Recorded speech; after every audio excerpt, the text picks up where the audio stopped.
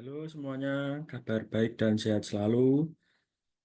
Pertama, marilah kita panjatkan rasa syukur kepada Tuhan atas rahmat kesehatan yang telah diberikan kepada kita sehingga kita dapat masih mendapatkan kesempatan hingga saat ini.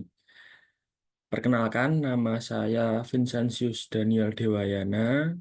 Saya merupakan mahasiswa Universitas Tikubang Semarang di Prodi Program Studi S1 Akuntansi dengan NIM 2205526003. Nah, pada kesempatan kali ini saya akan mempresentasikan atau menjelaskan mengenai penetapan status dan tindak lanjut pengawasan untuk BPR dan BPRS. Nah, tujuan saya penjelasan saya pada kali ini itu salah satu syarat untuk memenuhi tugas ujian akhir semester mata kuliah audit internal yang diampu oleh Bapak Arif Himawan Dwi Nugroho. Baik, eh, akan saya mulai.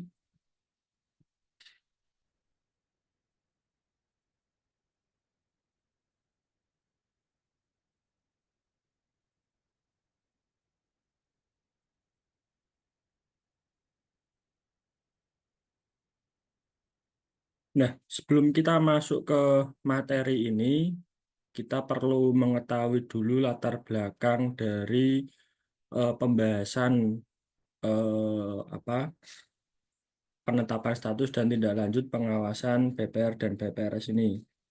Nah, jadi dalam upaya untuk mengembangkan dan menguatkan sektor perbankan, khususnya di Bank Perkreditan Rakyat dan Bank Pembiayaan Rakyat Syariah, yang sejalan dengan perkembangan industri jasa keuangan yang makin kompleks dan beragam.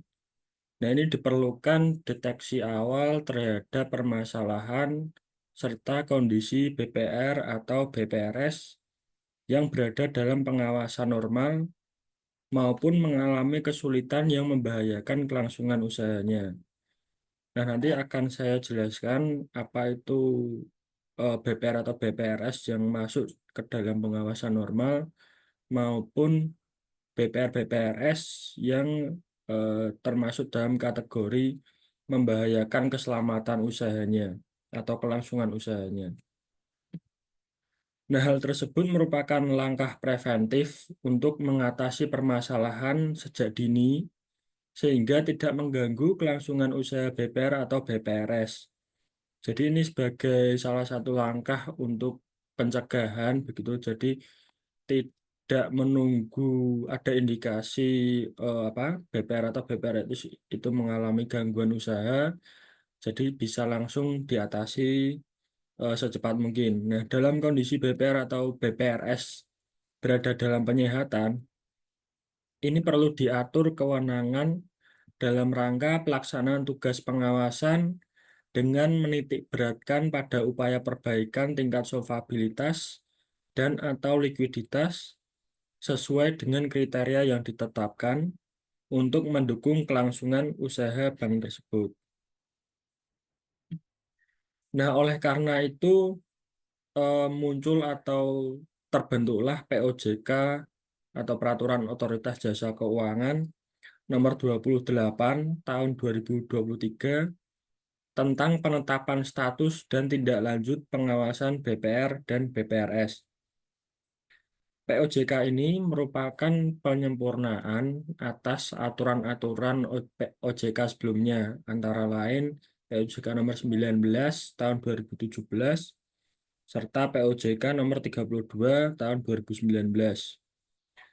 Dan juga POJK tahun nomor 28 ini juga memperhatikan Surat Edaran OJK nomor 56 tahun 2017 serta Surat Edaran OJK nomor 5 tahun 2020.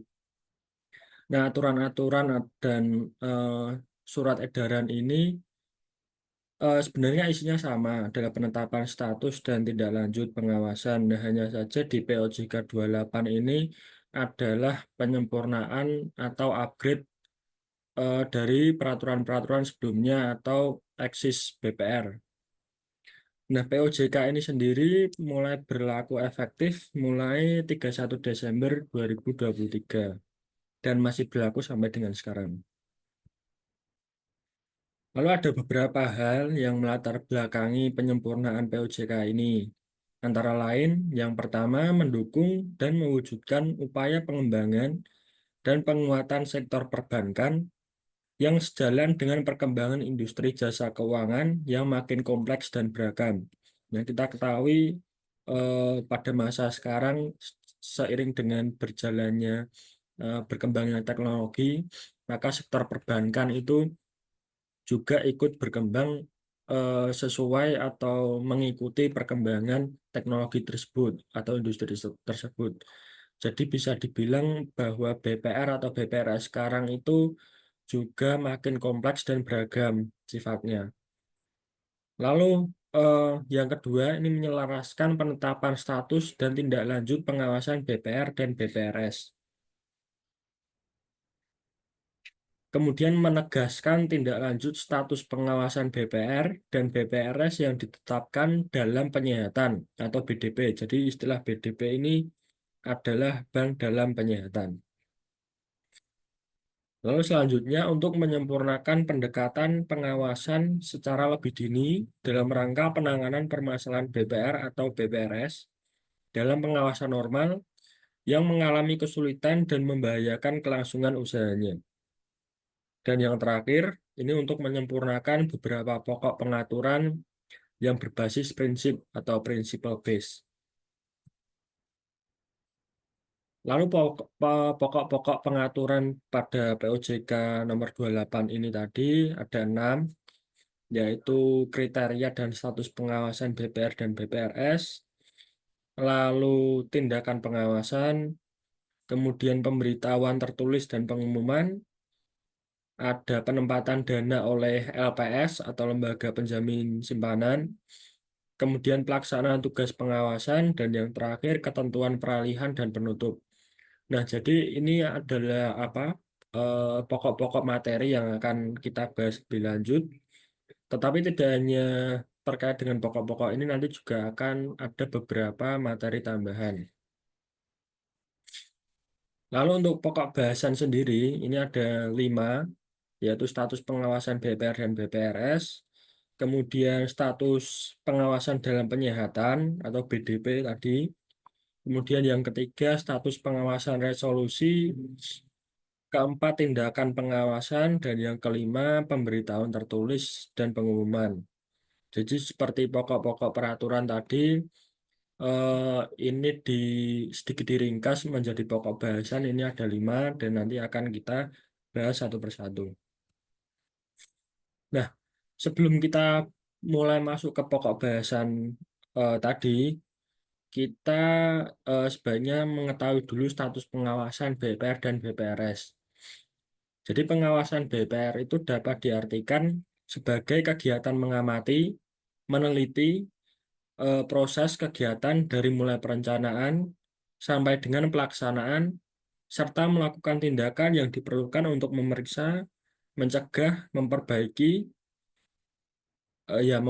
penyimpangan yang terjadi agar sesuai dengan rencana pencapaian tujuan secara efektif dan efisien. Nah, otoritas jasa keuangan ini berwenang untuk menetapkan status pengawasan BPR atau BPRS. Jadi, OJK ini memang sebagai regulator dari BPR dan BPRS yang berhak atau memiliki apa namanya kebijakan untuk menetapkan status pengawasan dan juga status kesehatan dari BPR atau BPRS. Nah, untuk status pengawasan ini sendiri terdiri atas 3 kategori, yaitu yang pertama BPR atau BPRS dalam pengawasan normal, lalu ada dalam penyihatan, dan yang ketiga dalam resolusi. Untuk kriteria dari apa yang dipakai untuk pengawasan BPR atau BPRS tadi, itu ada 3 kriteria utama. yaitu kewajiban penyediaan modal minimum atau KPMM, kemudian cash ratio atau CR, kemudian tingkat kesehatan BPR, BPRS, atau yang biasa disingkat dengan TKS. Nah, kita coba untuk mengulik satu persatu dari tiga kriteria tadi. Yang pertama adalah KPMM. Nah, KPMM ini merupakan rasio modal terhadap aset tertimbang menurut resiko yang wajib disediakan oleh BPR dan BPRS. KPPM ini ditentukan berdasarkan risiko yang terkandung dalam aset neraca. Secara teknis, KPMM ini diukur berdasarkan persentase terhadap aset tertimbang menurut resiko atau biasa disebut ATMR. Untuk penilaian pemenuhan KPMM ini didasarkan pada perhitungan secara kuantitatif terhadap modal inti dan modal pelengkap dibandingkan penilaian terhadap aset BPR atau BPRS yang diberikan bobot sesuai dengan kadar risiko yang melekat pada setiap pos aset sesuai dengan ketentuannya. Jadi modal ini merupakan faktor yang sangat penting bagi BPR atau BPRS dalam rangka untuk pengembangan usaha yang sehat dan dapat menyerap risiko kerugian. Maka BPR atau BPRS ini harus selalu memantau kondisi permodalannya dengan cara menghitung sendiri kecukupan permodalan.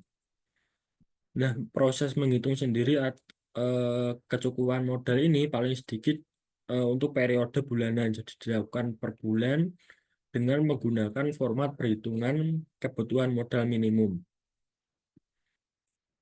Untuk kewajiban BPR dan BPRS untuk memenuhi rasio KPMM ini mengacu juga pada peraturan OJK mengenai KPMM dan pemenuhan modal inti minimum BPR dan BPRS.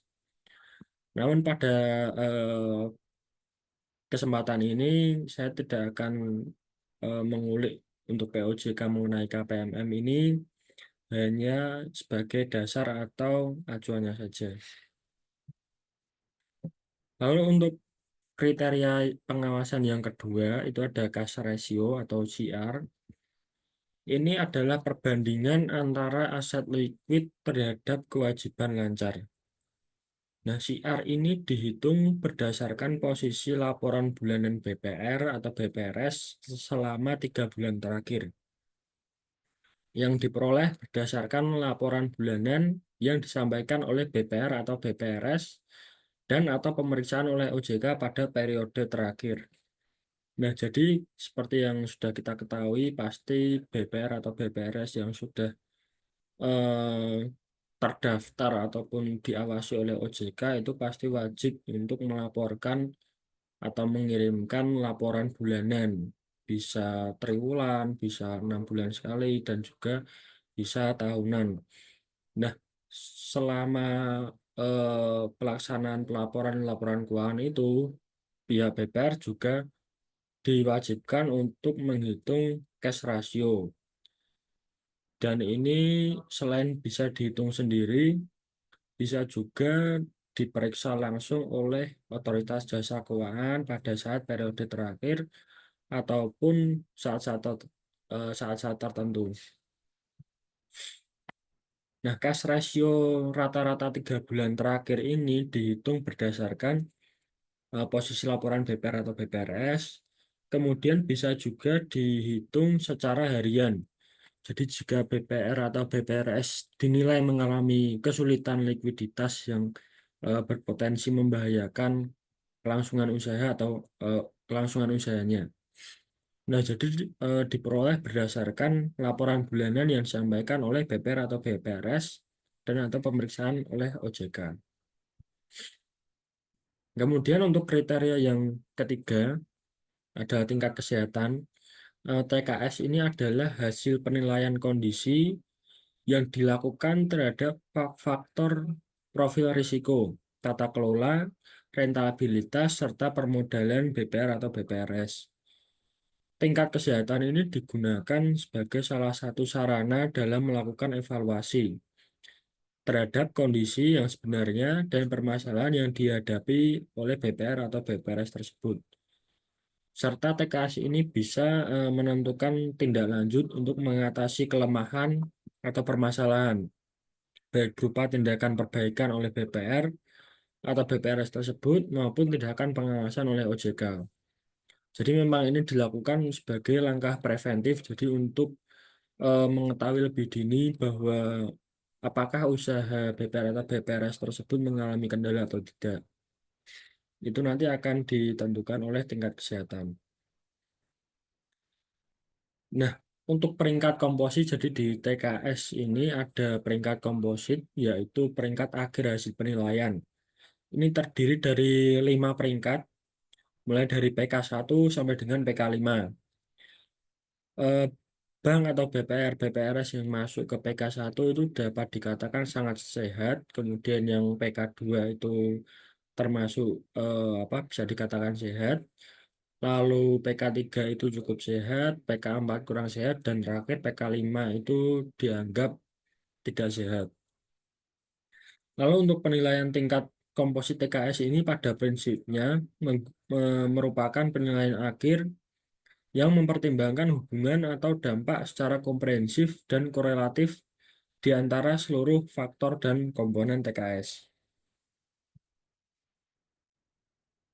Jika berdasarkan hasil identifikasi atau penilaian OJK, ditemukan permasalahan yang secara signifikan mempengaruhi atau bisa juga akan mempengaruhi operasional dan atau kelangsungan usaha, maka OJK dapat menurunkan peringkat komposit TKS. Jadi memang eh, walaupun TKS ini dapat dihitung oleh bank sendiri, tapi yang berwenang atau apa memiliki kebijakan untuk menurunkan peringkat ini tetaplah Otoritas Jasa Keuangan. Untuk penilaian PK5 yang tidak sehat tadi ini mencerminkan bahwa tingkat likuiditas atau tingkat permodalan BPR BPRS itu dalam fase atau dalam kondisi yang sangat buruk dan dapat menyebabkan kegagalan usaha. Maka itu merupakan salah satu tugas BPR bagaimana cara mereka agar mempertahankan tingkat kesehatan pada PK1 sampai dengan PK3 karena kalau sudah masuk ke PK4 atau PK5 itu termasuk sudah tidak sehat dan dapat membahayakan kelangsungan usahanya. Nah, kemudian kita masuk ke pokok bahasan yang pertama tadi, yaitu status pengawasan normal. Jadi yang dimaksud dalam pengawasan normal ini adalah BPR atau BPRS dengan kondisi sebagai berikut. TKS sesuai dengan POJK mengenai tingkat kesehatan BPR atau BPRS. Lalu tingkat likuiditas juga sesuai dengan ketentuan OJK mengenai penerapan manajemen risiko bagi BPR dan BPRS. Dan yang ketiga, tingkat permodalan dengan memperhitungkan risiko sesuai dengan POJK mengenai KPMM dan pemenuhan modal inti minimum BPR serta BPRS. Nah, pengawasan normal ini ada pengawasan terhadap BPR atau BPRS yang tidak memenuhi kriteria untuk ditetapkan dalam pengawasan intensif atau dalam pengawasan khusus. Jadi dalam status pengawasan normal ini kriterianya adalah rasio KPMM tadi harus di atas atau minimal sama dengan 12%. Lalu untuk cash ratio-nya harus di atas atau minimal sama dengan 5%. Dan itu seperti yang saya jelaskan tadi, dihitung dengan rata-rata 3 bulan. Dan lalu untuk TKS ini, kriteria normal itu peringkat komposit 1 sampai dengan 4. Walaupun peringkat 4 itu sudah apa namanya sudah ada indikasi bahwa ada kesulitan dalam keuangan atau kelangsungan usaha BPR. Dalam POJK nomor 28 ini, status pengawasan normal dibagi lagi menjadi dua kategori. Jadi ada dua, yaitu normal tidak bermasalah, lalu normal mengalami kesulitan yang membahayakan kelangsungan usahanya.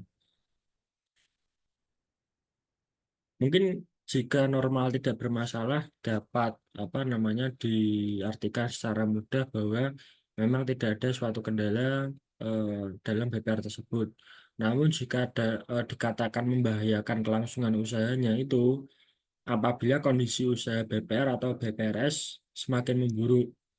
Antara lain ini ditandai dengan menurunnya permodalan, lalu kualitas aset, likuiditas, dan rentabilitas serta pengelolaan BPR atau BPRS yang tidak dilakukan berdasarkan prinsip kehati-hatian dan asas perbankan yang sehat. Dalam hal BPR atau BPRS dalam pengawasan normal namun mengalami kesulitan yang membahayakan usahanya ini, OJK berhak atau berwenang untuk meminta BPR atau BPRS tersebut untuk menyampaikan rencana tindak yang harus dilakukan atau yang akan dilakukan oleh BPR tersebut. Yang dimaksud rencana tindak itu adalah rencana yang membuat langkah perbaikan dalam rangka mengatasi permasalahan dan dampaknya terhadap kondisi dan rasio keuangan BPR atau BPRS yang disajikan secara periodik. Nah, rencana tindak tersebut wajib disampaikan paling lama 14 hari kerja setelah tanggal permintaan tertulis dari OJK. Pihak OJK juga dapat meminta BPR dan BPRS untuk melakukan penyesuaian terhadap rencana tindak tersebut. Lalu BPR dan BPRS wajib menyampaikan laporan realisasi atas rencana tindak kepada OJK paling lama 10 hari kerja setelah pelaksanaan rencana tindak. Dalam kondisi tertentu, OJK dapat menetapkan waktu penyampaian laporan secara berbeda dari jangka waktu 10 hari tersebut. Jadi, jika status pengawasan BPR itu sudah masuk dalam kategori normal, namun ada indikasi bahwa akan membahayakan, maka OJK ini berhak untuk menyurati BPR atau BPRS tersebut untuk agar BPR tersebut melakukan rencana tindak. Dan rencana tindak ini wajib disampaikan kembali ke OJK paling lambat 14 hari setelah tanggal permintaan OJK. Nah, setelah rencana tindak ini dilaksanakan, maka OJK pun masih tetap mengawasi dengan meminta BPR BPRS tersebut untuk menyampaikan laporan realisasi atas rencana tindak ini paling lama 10 hari kerja.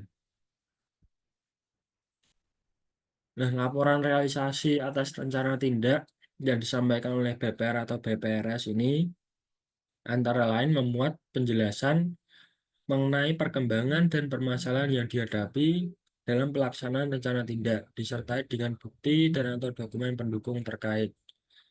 Jadi dalam realisasi ini pihak BPR menjelaskan lagi perkembangan ataupun jika ada permasalahan yang dihadapi dalam pelaksanaan rencana tindak yang tadinya sudah dilaporkan ke OJK.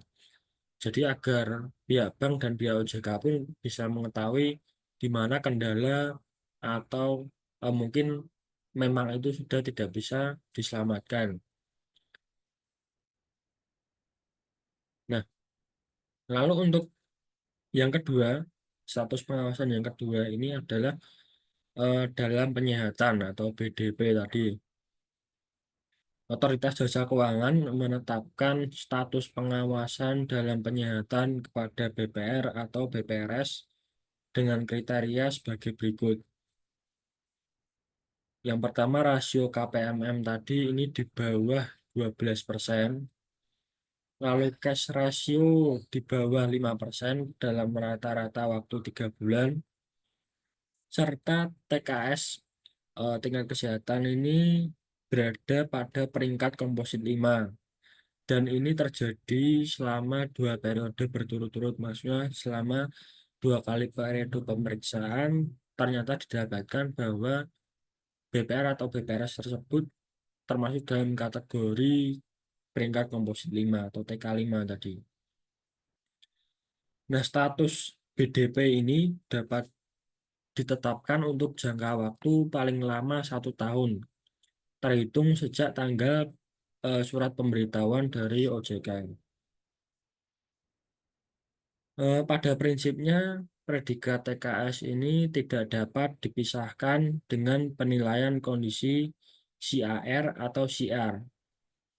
Jadi kriteria TKS dengan PK5 ini dinilai cukup mempresentasikan buruknya kondisi CAR dan CR yang memenuhi kriteria BDP. Penyesuaian kriteria dari rata-rata menjadi 3 bulan.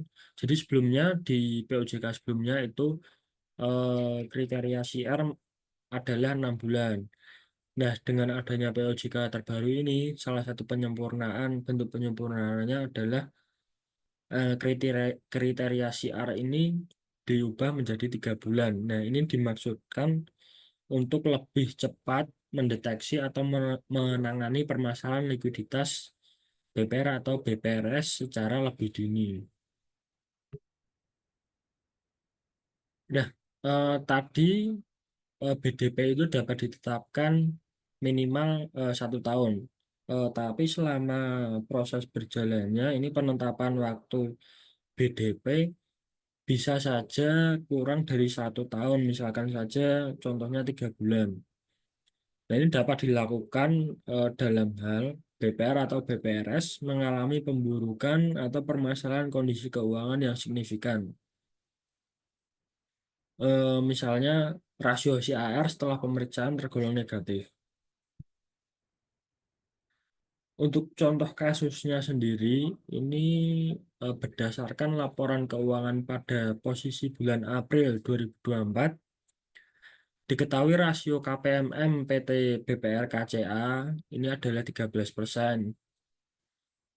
Jadi berdasarkan laporan keuangan pada posisi Mei, diketahui rasio KPMM ini malah turun menjadi negatif 30%. Oleh karena itu, OJK dapat menetapkan PT BPR KCA ini dalam status pengawasan BDP dengan jangka waktu hanya 3 bulan. Karena melihat dari perkembangan rasio KPMM tersebut, jadi tidak harus menunggu 1 tahun. OJK mempunyai kewenangan untuk memotong jangka waktu dari kategori pengawasan ini. Nah, dalam hal BDP menerima penempatan dana dari lembaga penjamin simpanan, ini jangka waktu BDP berakhir sesuai dengan waktu berakhirnya penempatan dana di LPS. Apabila berakhirnya jangka waktu ini jatuh pada hari libur, maka akan berakhir pada hari kerja berikutnya. Untuk mekanisme penempatan dana LPS ini sudah dilaksanakan sesuai dengan ketentuan perundang-undangan mengenai penempatan dana di LPS.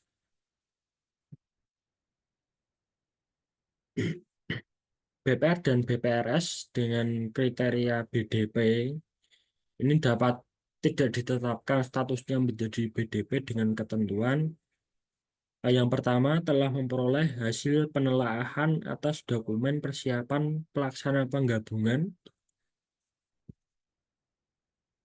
peleburan, dan atau pengambil alihan atau yang biasa disebut dengan 3P yang menyatakan bahwa BPR atau BPRS tersebut memenuhi persyaratan dan dapat dilanjutkan. Yang kedua ada terdapat setoran modal dari pemegang saham atau calon pemegang saham. Dan yang ketiga terdapat rencana tindakan penyihatan. Jadi walaupun BPR BPRS itu memasuki kriteria BDP, tapi dalam apa namanya kasus-kasus tertentu atau dalam kondisi tertentu ini bisa tidak ditetapkan sebagai BDP dengan ketentuan yang telah saya sebutkan di atas. Sedangkan BPR dan BPRS dengan kriteria dalam penyihatan ini diharuskan untuk menyampaikan rencana tindak sesuai dengan permasalahan yang dialami paling lama 10 hari kerja sejak BPR atau BPRS tersebut ditetapkan dalam status penyihatan. Lalu realisasi rencana tindak untuk posisi setiap akhir bulan paling lama 10 hari kerja pada bulan berikutnya. Lalu jika BPR dan BPRS itu sudah masuk dalam kategori pengawasan atau kategori status pengawasan dalam penyihatan, ini BPR atau BPRS tersebut wajib melakukan atau harus melakukan tindakan-tindakan berikut ini, yaitu untuk menjaga kondisi keuangan sehingga tidak terjadi penurunan aset dan atau peningkatan kewajiban secara material. Jadi eh, jika memang itu status dalam penyihatan, jadi diusahakan untuk menjaga kondisi aset itu agar tidak terjadi penurunan, atau pula bisa juga sebaliknya untuk menjaga kondisi agar sisi kewajiban atau liabilitas ini tidak terjadi peningkatan secara material atau signifikan. Kemudian BPR atau BPRS ini harus mendukung pelaksanaan tindakan lembaga penjamin simpanan berupa uji tuntas untuk mengetahui kondisi keseluruhan, lalu penjajakan kepada bank lain yang bersedia menerima pengalihan sebagian atau seluruh aset dan atau kewajiban BPR atau BPRS, serta penjajakan kepada investor yang bersedia mengambil alih BPR atau BPRS. Jadi eh, BDP ini eh, apa namanya tetap didukung atau tetap disupport oleh LPS yang berusaha agar eh, untuk menyelamatkan BPR tersebut sehingga tidak kolaps. Jadi misalkan saja ini kita ada penjajakan ke bank lain, itu kita apa namanya kita adakan seperti penjajakan gitu. Jadi untuk mengetahui apakah bank tersebut bersedia atau tidak untuk mengambil alih sebagian atau seluruh aset BPR yang masuk dalam BDP tadi. Kemudian penjajakan juga kepada investor yang bersedia mengambil alih BPR atau BPRS. Tapi dalam kenyataannya ini memang cukup sulit karena itu tadi kalau eh, bank sudah masuk ke BDP ini, maka cenderung akan sulit untuk mendapatkan kepercayaan dari investor. BPR dan BPRS dalam status BDP juga wajib melakukan tindakan lain dan atau melaporkan hal tertentu atas perintah OJK. Yang dimaksud dengan tindakan lain ini adalah melakukan penyesuaian rencana bisnis BPR atau BPRS. Sedangkan yang dimaksud dengan hal tertentu adalah data pendukung untuk melengkapi atau memperbaiki informasi perkembangan kondisi keuangan BPR atau BPRS. Nah, data pendukung ini bisa berupa laporan keuangan terkini, bisa bulanan, kemudian daftar pihak terkait secara lengkap, laporan neraca harian, rincian aset produktif yang dikelompokkan berdasarkan kualitasnya, serta informasi dan dokumen lain mengenai daftar simpanan nasabah dan daftar rincian tagihan dan kewajiban BPR atau BPRS kepada pihak terkait. Jadi BPR itu wajib apa namanya rutin untuk melaporkan laporan keuangan mereka, kemudian daftar pihak terkait, laporan neraca harian, serta informasi lain yang dapat mendukung OJK maupun mendukung LPS untuk membantu BPR tersebut agar kembali dalam status pengawasan normal. OJK dalam menyampaikan persetujuan atau penolakan terhadap rencana tindak ini paling lama 10 hari kerja sejak rencana tindak diterima secara lengkap.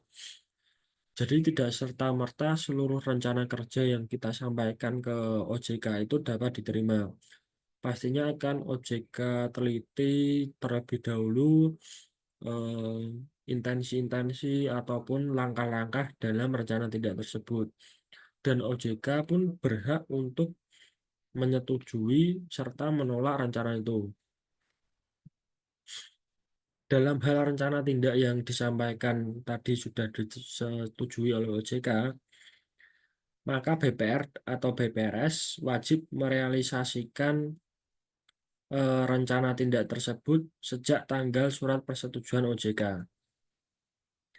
Dalam rencana tindak yang disampaikan ditolak oleh OJK, maka BPR atau BPRS wajib menyampaikan perbaikan rencana tindak tersebut paling lama 5 hari kerja sejak tanggal surat pemberitahuan OJK.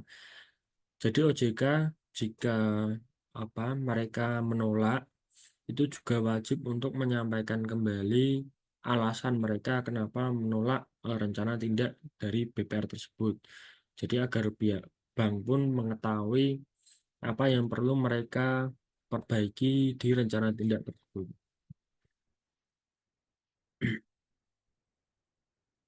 Nah, BPR atau BPRS ini dapat dikeluarkan dari status pengawasan BDP setelah memenuhi kriteria sebagai berikut.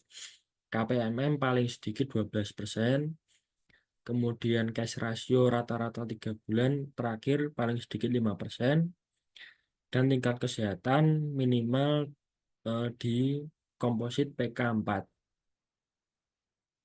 Untuk penetapan BPR atau BPRS keluar dari status BDP, ini juga memperhatikan ketahanan kondisi keuangan dari BPR atau BPRS tersebut.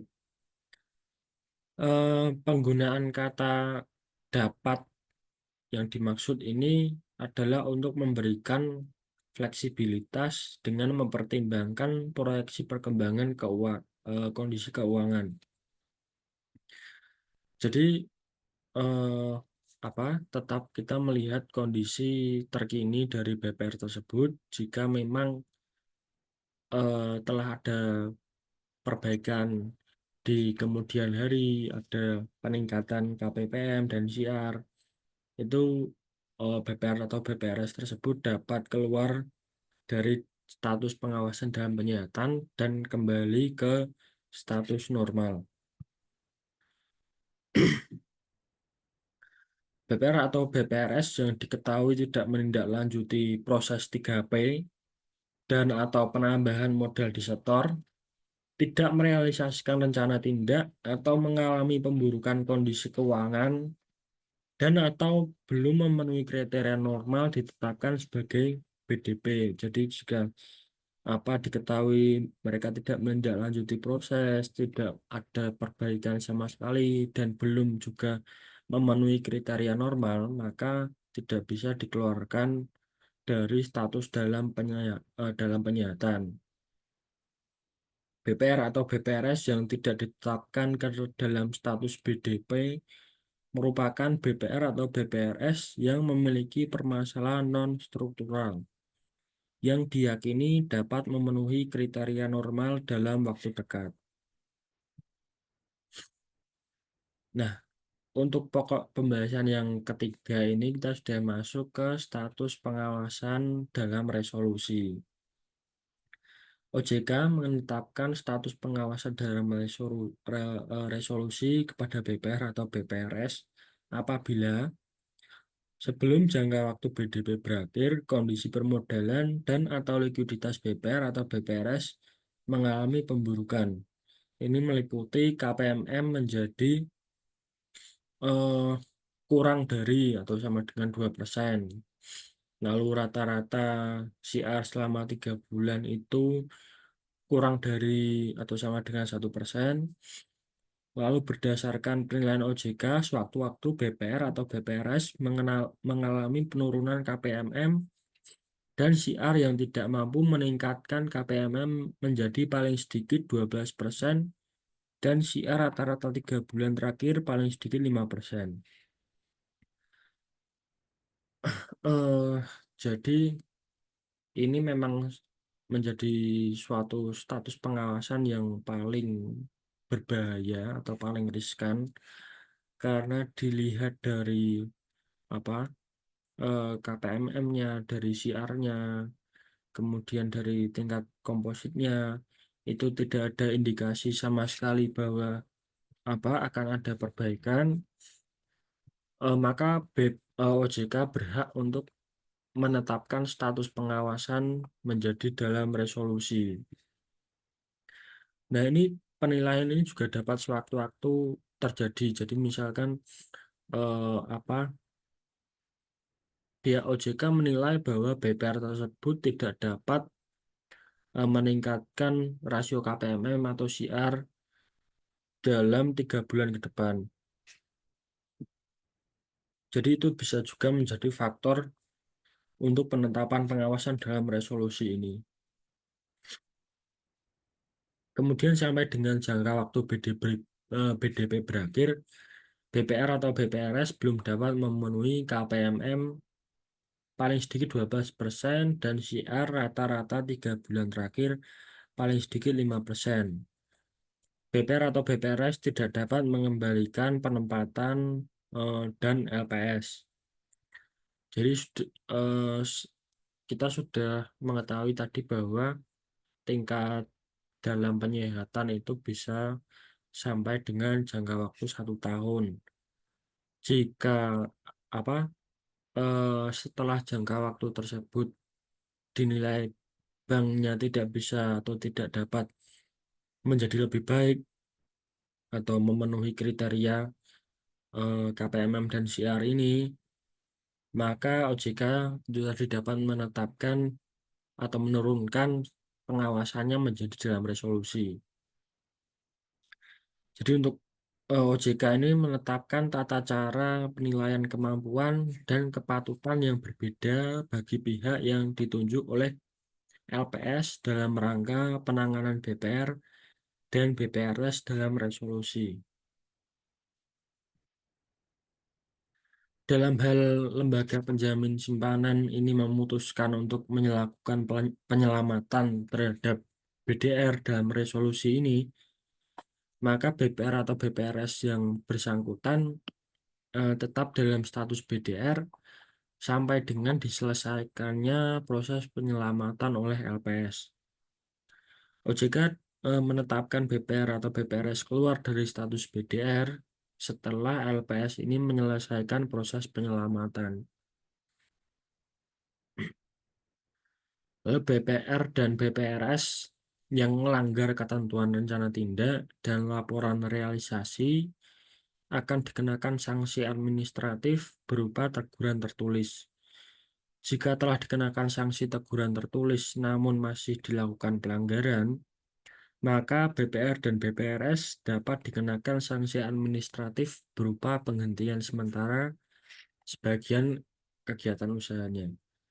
Mungkin kita kembali sedikit di apa LPS ini terkait LPS. Jadi jika bank itu sudah masuk dalam resolusi, LPS itu memiliki dua opsi atau dua pilihan. Apakah dia memutuskan untuk melakukan penyelamatan atau disarankan eh, dari LPS sudah tidak dapat membantu bank tersebut. Jadi mau tidak mau ya harus harus liquid, harus apa namanya mungkin dilakukan pengambil alihan oleh bank lain atau mungkin dibeli oleh investor lain. Jadi itu sepenuhnya merupakan kewenangan dari LPS apakah dia akan membantu dalam proses penyelamatan BDR ini atau tidak. Nah, kemudian ini tadi sanksinya, jadi apabila diketahui melanggar, itu pasti pertama akan diberikan teguran secara tertulis. Kemudian jika teguran tertulis ini masih saja diabaikan atau bahkan masih ditemukan adanya pelanggaran, maka BPR ini dapat dikenakan sanksi administratif berupa penghentian sementara.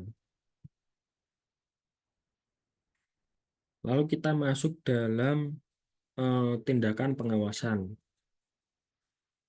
Jadi BPR atau BPRS dalam pengawasan normal ini mengalami kesulitan yang membahayakan kelangsungan usahanya atau status pengawasan BDP, wajib melakukan tindakan pengawasan yang diperintahkan oleh OJK meliputi.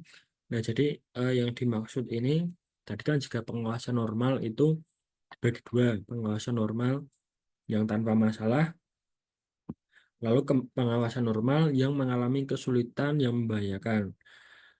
Di kategori yang kedua ini, kemudian di kategori BDP, ini wajib dilakukan tindakan pengawasan sebagai berikut ini. Jadi yang pertama itu membatasi kewenangan RUPS, kemudian Dewan Komisaris, direksi, dan juga pemegang saham. Lalu meminta dan atau memerintahkan pemegang saham untuk menambah modal, lalu meminta pemegang saham untuk mengganti anggota Dewan Komisaris dan atau direksi. Jadi yang dimaksud kewenangan membatasi kewenangan Dewan Komisaris Direksi ini, jadi OJK memang berhak untuk memerintahkan langsung eh, para pemegang saham dan juga direksi untuk ikut aktif dalam membantu penyelamatan eh, status bank ini. Lalu dapat meminta dan atau memerintahkan BPR atau BPRS untuk menghapus bukukan kredit atau pembiayaan yang macet dan memperhitungkan kerugian BPR atau BPRS dengan modalnya. Jadi jika ada kredit yang kategori macet, nah ini kita bahas sedikit juga mengenai NPL non non payable loan. Nah itu jika jadi pasti BPR itu sudah mencadangkan melakukan pencadangan atas kredit yang tidak dapat tertagih. Nah apabila memang kredit ini sudah tidak bisa di dipenuhi atau dikembalikan oleh nasabah, jadi mau tidak mau memang pihak BPR harus menghapusbukukan kredit ini untuk memperbaiki rasio cash untuk meningkatkan CR tadi dan juga untuk meningkatkan KPMN.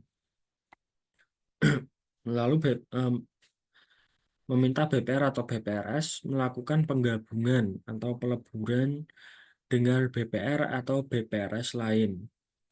Jadi ini memang bisa dilakukan untuk dalam rangka penyelamatan tadi, tapi ya memang apa, memang agak susah untuk dilakukan soalnya kita tahu bahwa proses penggabungan atau peleburan ini juga memakan waktu dan juga biaya yang tinggi.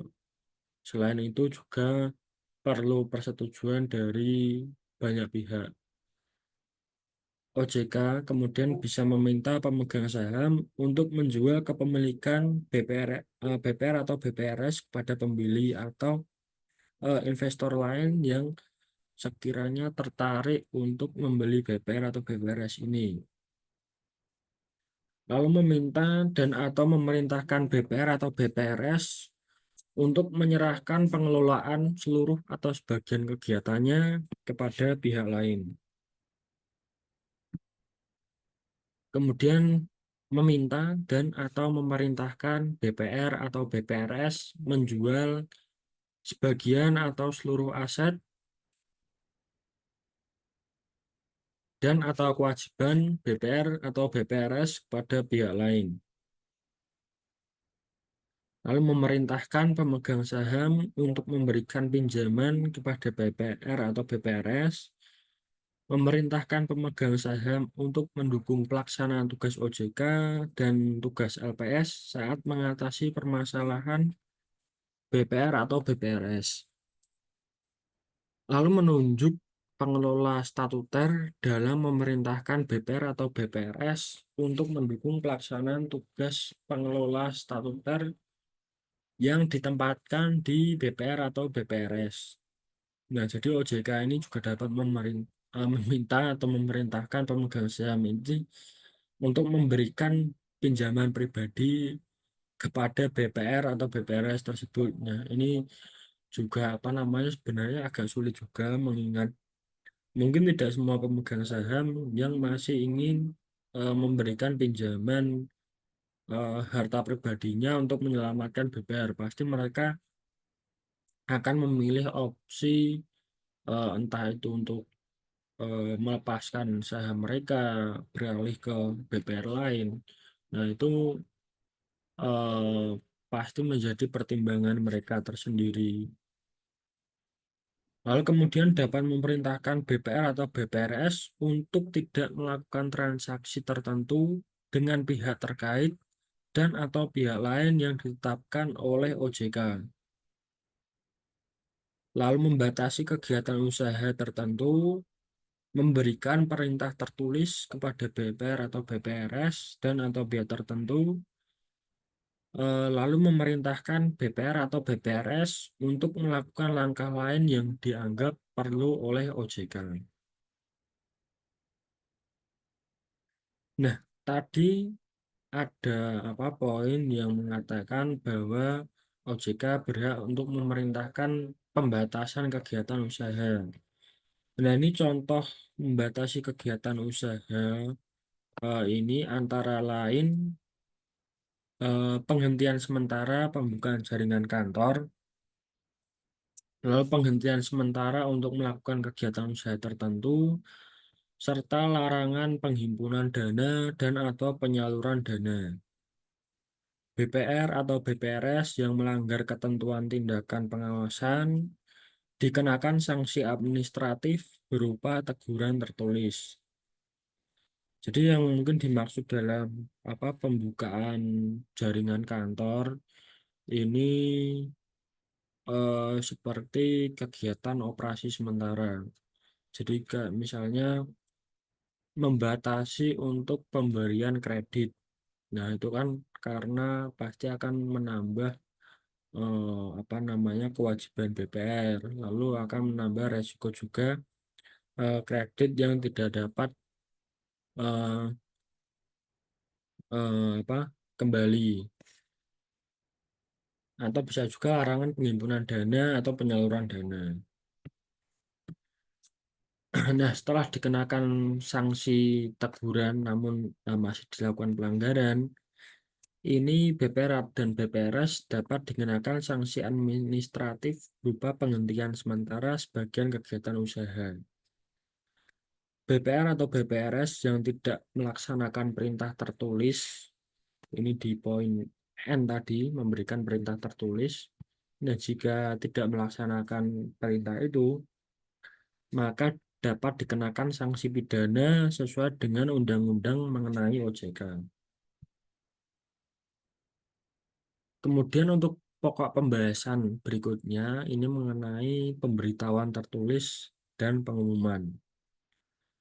Jadi OJK ini wajib menyampaikan pemberitahuan secara tertulis mengenai penetapan BPR atau BPRS dalam penyihatan atau dalam resolusi. Lalu BPR atau BPRS keluar dari status pengawasan dalam penyihatan atau dalam resolusi. Nah, jadi setiap kali eh, ada pergantian status pengawasan pada BPR atau BPRS tersebut, pihak OJK wajib melakukan pemberitahuan secara tertulis kepada BPR atau BPRS yang bersangkutan. Selain itu kepada lembaga penjamin simpanan dan juga khususnya kepada Bank Indonesia. Nah, kenapa ke Bank Indonesia? Karena BPR atau BPRS itu kan pasti juga memberikan laporan atau juga meminjam dana atau modal ke Bank Indonesia terlebih dahulu. Jadi memang tidak tidak serta-merta, karena kan memang ini berbeda dengan bank konvensional. Lalu pemberitahuan secara tertulis mengenai penetapan status BDP kepada BPR atau BPRS yang bersangkutan disertai dengan alasan penetapan dan tindakan pengawasan yang diwajibkan dilakukan kepada BPR atau BPRS.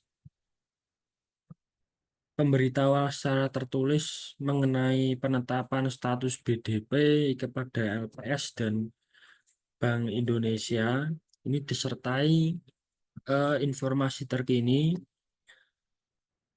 yang berisi tindakan pengawasan yang telah dilakukan oleh OJK kepada BPRS atau BPR tersebut. Jadi selain pemberitahuan mengenai penetapan status, OJK ini juga wajib melampirkan atau memberitahukan juga tindakan-tindakan pengawasan apa yang telah dilakukan OJK kepada BPR atau BPRS ini.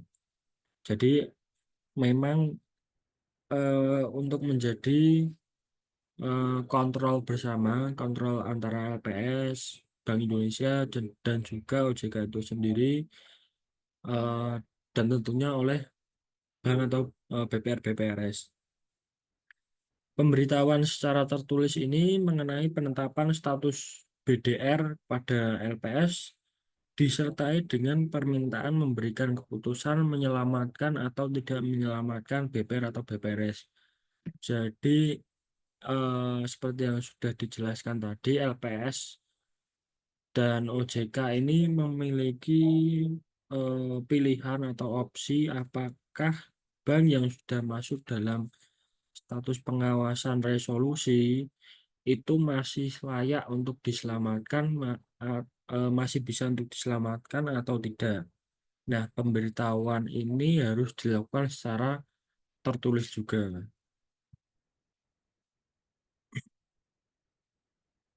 Dalam hal LPS memutuskan untuk tidak melakukan penyelamatan terhadap BPR atau BPRS, OJK dapat mencabut izin BPR atau BPRS yang bersangkutan berdasarkan permintaan tertulis dari LPS.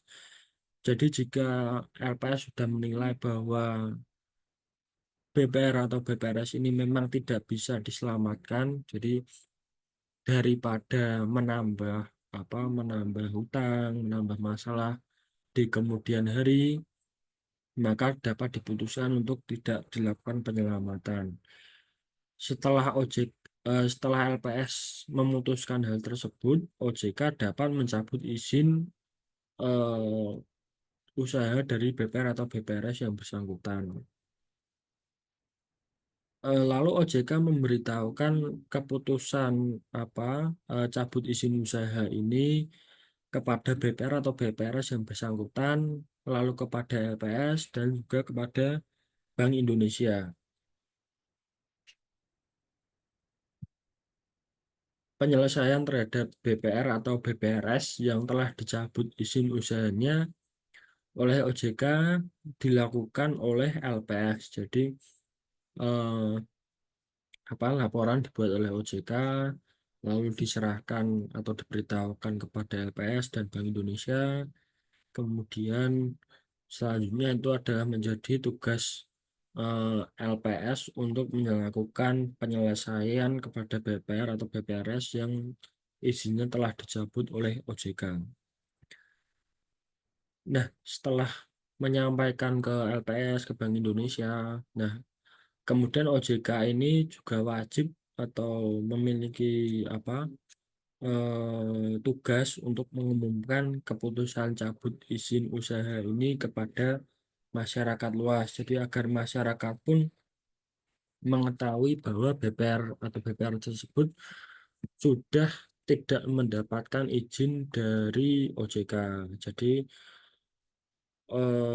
untuk mengantisipasi eh, kan pasti tahu ada BPR atau BPRS yang walaupun izin usahanya mereka telah dicabut oleh OJK, namun mereka tetap saja bersikeras atau mungkin tetap saja melakukan kegiatan usahanya seperti mungkin eh, menarik menarik simpanan atau menarik kredit dan lain-lain. Jadi ini memang wajib harus disampaikan kepada masyarakat luas juga.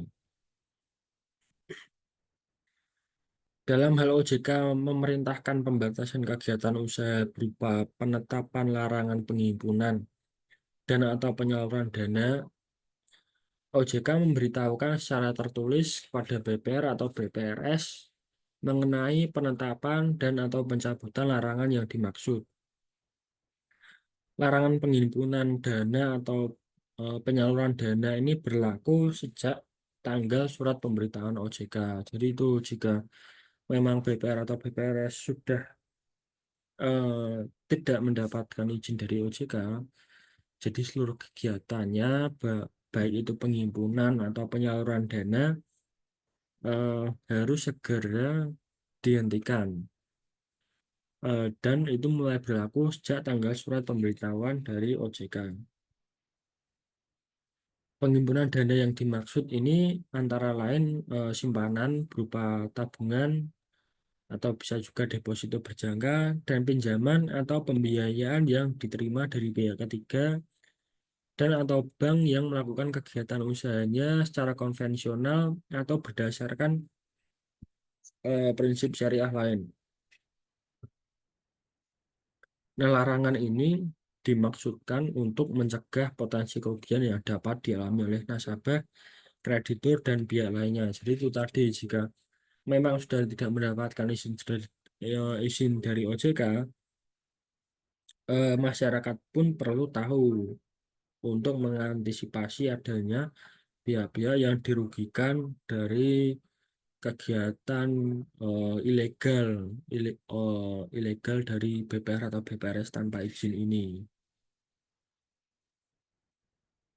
Sedangkan penyaluran dana ini yang dimaksud antara lain penyaluran dana dalam bentuk aset produktif seperti kredit atau pembiayaan atau dalam bentuk non produktif yang dapat mengurangi kemampuan BPR atau BPRS untuk menyelesaikan kewajiban pada nasabah, kreditur, dan pihak lainnya. Nah, tambah berbahaya lagi jika memang tidak mendapatkan izin, tapi pihak BPR malah memberikan kredit atau pembiayaan kepada masyarakat. Jadi ini pun juga dapat merugikan nasabah atau kreditur. Misalkan saja beli apa kredit KPR, namun bank tersebut ilegal. Nah, ini kan pasti akan menjadi masalah di kedepannya. Penetapan larangan penghimpunan dan atau penyaluran dana ini mempertimbangkan permasalahan dan kondisi keuangan BPR atau BPRS serta dalam rangka perlindungan konsumen serta nasabah. Nah, sebagai contoh, ini PT BPR ABC yang ditetapkan pada posisi Februari 2024 memiliki rasio KPMM sebesar 10%. Selanjutnya, berdasarkan laporan keuangan posisi akhir bulan Maret 2024, diketahui rasio KPMM mengalami pemburukan menjadi sebesar 1,5%, sehingga PT BPR ABC ini dapat dikenakan larangan penghimpunan dan atau penyaluran dana oleh OJK. Jadi memang berdasarkan kriteria tadi KPMM, cash ratio, dan juga tingkat kesehatan. Nah, selain OJK yang menyampaikan, ini BPR atau BPRS juga wajib untuk mengumumkan larangan penghimpunan dan atau penyaluran dana kepada masyarakat paling lama 5 hari kerja setelah tanggal penetapan oleh OJK. Pengumuman ini bisa dilakukan di kantor, baik itu kantor pusat maupun kantor cabang, pada kantor kelurahan, kecamatan, di tempat kedudukan BPR tersebut, bisa juga di situs web atau media massa setempat. Antara lain bisa media cetak atau media elektronik.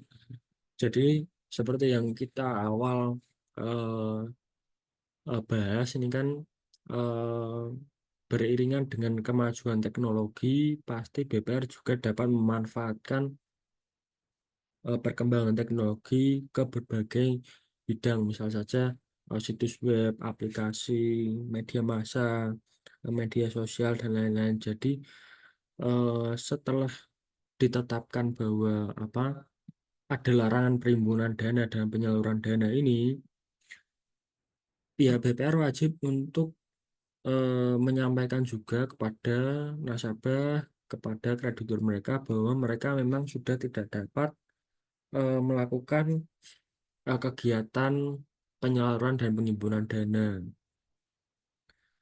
Nah, BPR atau BPRS ini wajib menyampaikan pada OJK bukti pengumuman paling lama 5 hari kerja sejak tanggal surat pemberitahuan OJK. Jadi, pihak BPR juga harus menyampaikan bukti bahwa mereka memang benar-benar sudah menyampaikan kepada masyarakat, pada nasabah bahwa ada pembatasan atau ada pelarangan penghimpunan dan atau penyaluran dana, dan bukti ini harus diberitahu atau disampaikan kepada pihak OJK agar OJK pun juga dapat memverifikasi kebenaran tindakan BPR tersebut. Nah, ini adalah contoh surat pengumuman yang berisi pemberitahuan kepada masyarakat atau nasabah bahwa berdasarkan surat OJK nomor sekian tanggal sekian perihal perihal tertentu seperti pembatasan tadi. Nah, terhitung sejak tanggal tanggal surat dari OJK ini, BPR atau BPRS kami dan ini disebutkan dengan jelas nama serta alamat BPR dan atau BPRS tersebut. Kemudian disebutkan bahwa dilarang menghimpun dana dan atau menyalurkan dana. Jadi sehubungan dengan hal tersebut sesuai dengan pasal 21 POJK 23 tentang penempatan ini, maka diberitahukan selama masa larangan tersebut BPR antara lain tidak menerima tabungan atau deposito, tidak menyalurkan kredit atau pembiayaan baru, dan disampaikan juga larangan tersebut berlaku sampai dengan adanya pengumuman lebih lanjut. Jadi masyarakat pun akan tahu bahwa pengumuman ini masih berlaku. Jika sudah tidak berlaku, maka akan ada pengumuman lanjutan atau tidak lanjut dari BPR tersebut. Dan surat ini harus apa namanya ditandatangani oleh anggota Dewan Komisaris serta anggota direksi. Nah, ini salah satu contoh apa berita acara fisik. Mungkin untuk di sosial media bisa juga dengan format yang sama atau bisa juga dengan berbagai format sesuai dengan eh, kebijakan atau apa cara cara BPR masing-masing. Lalu ini sedikit tambahan materi untuk penempatan dana oleh LPS. Jadi BPR atau BPRS dalam status penyihatan yang mengalami kesulitan likuiditas, yang tidak memenuhi syarat sebagai penerima pinjaman likuiditas jangka pendek berdasarkan prinsip syariah dari Bank Indonesia, dapat mengajukan permohonan penempatan dana LPS pada OJK. Mekanisme penempatan dana LPS ini dilaksanakan sesuai dengan ketentuan peraturan perundang-undangan mengenai penempatan dana LPS. Nah, yang dimaksud dengan kesulitan likuiditas ini adalah kesulitan likuiditas jangka pendek yang disebabkan arus dana masuk yang lebih kecil dibandingkan arus dana keluar atau mismatch. Jadi, kegiatan utama BPR itu kan sebenarnya mengumpulkan dana dari masyarakat, kemudian menyalurkan lagi dalam bentuk kredit. jika dana yang diterima dalam bentuk apa namanya, misalkan tadi tabungan atau deposito itu lebih kecil daripada dana yang disalurkan kepada masyarakat. Nah, ini yang dinamakan dengan mismatch. Jadi tidak sebanding antara dana yang masuk dengan dana yang keluar. Kesulitan likuiditas ini yang dimaksud bukan disebabkan oleh permasalahan solvabilitas. Nah, BPR atau BPRS dalam status BDP, dalam penyataan atau dalam resolusi yang merupakan emiten atau perusahaan go public yang telah menerima penempatan dana oleh LPS dan diperintahkan oleh LPS dan OJK untuk melakukan penambahan modal setor, melakukan transaksi tertentu untuk memenuhi kriteria materialitas transaksi tertentu, transaksi afiliasi dan atau transaksi yang mengandung benturan kepentingan. Ini dikecualikan dari ketentuan perundang-undangan di bidang pasar modal mengenai hak memesan efek terlebih dahulu, transaksi material, transaksi afiliasi, dan atau transaksi yang mengandung kebenturan kepentingan.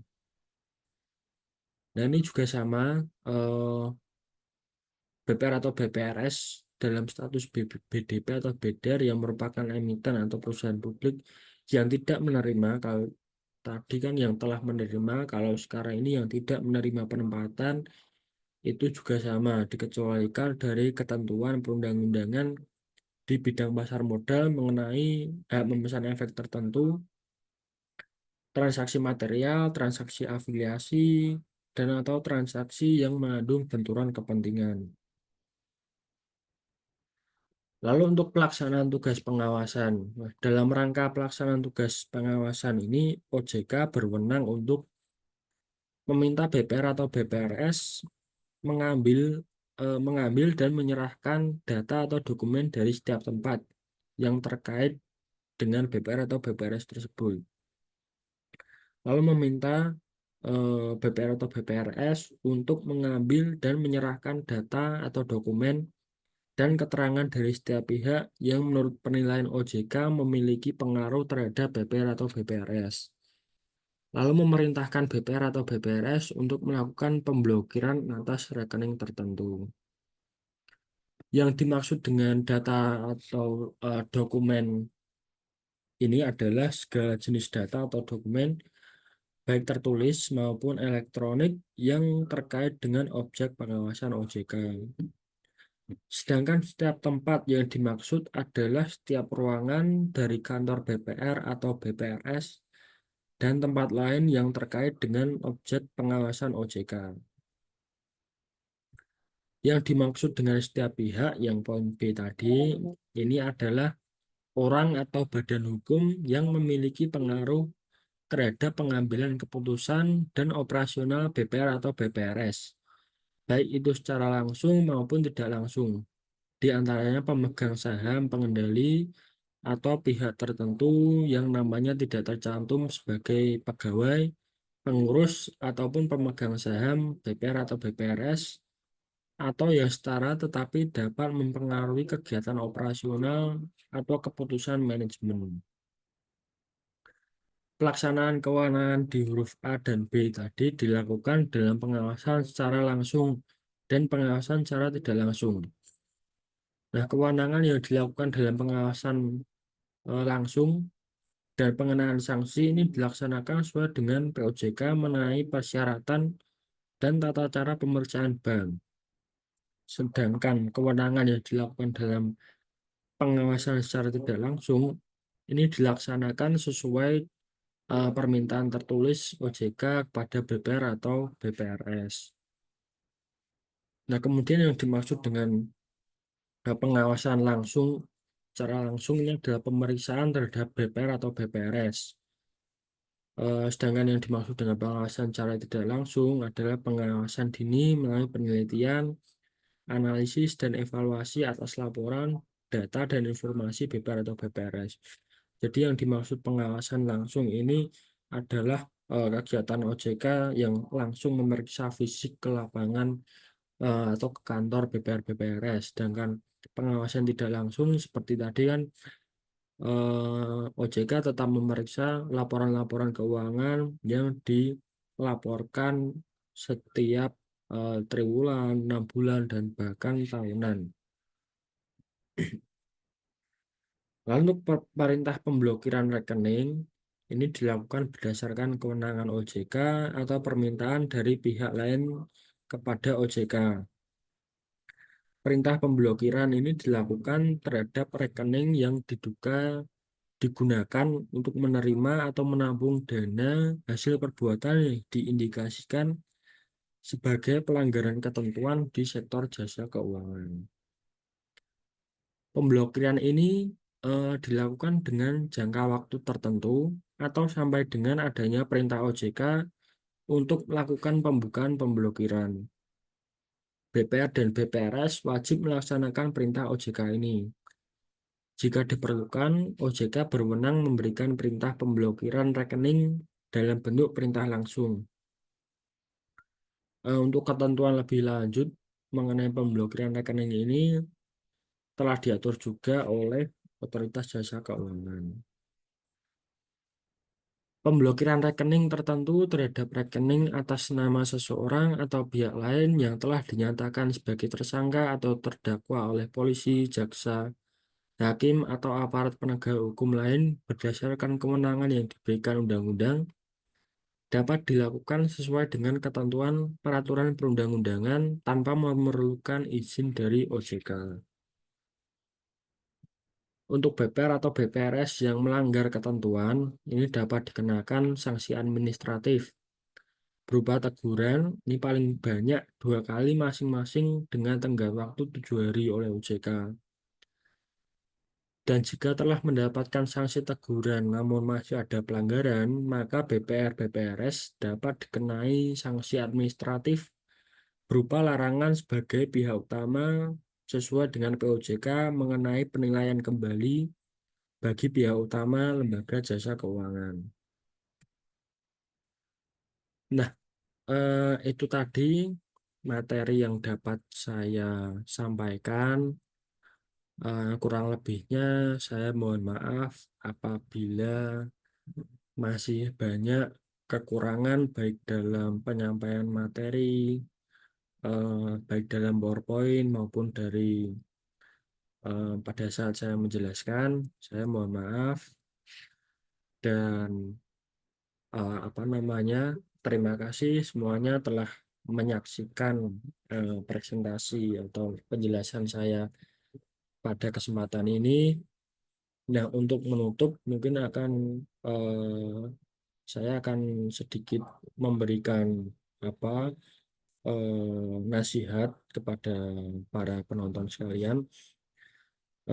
Jadi jika apa namanya eh, sejauh atau seberat apapun masalah yang kita hadapi, itu kita harus selalu yakin bahwa ada hal positif yang terjadi atau terkandung dalam masalah tersebut. Jadi itu menjadi pendorong, harus menjadi pendorong untuk kita agar dapat lebih mengembangkan diri menjadi pribadi yang lebih baik.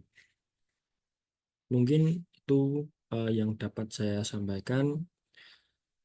Terima kasih banyak dan mohon maaf apabila masih banyak kekurangan dalam penyampaian. Terima kasih.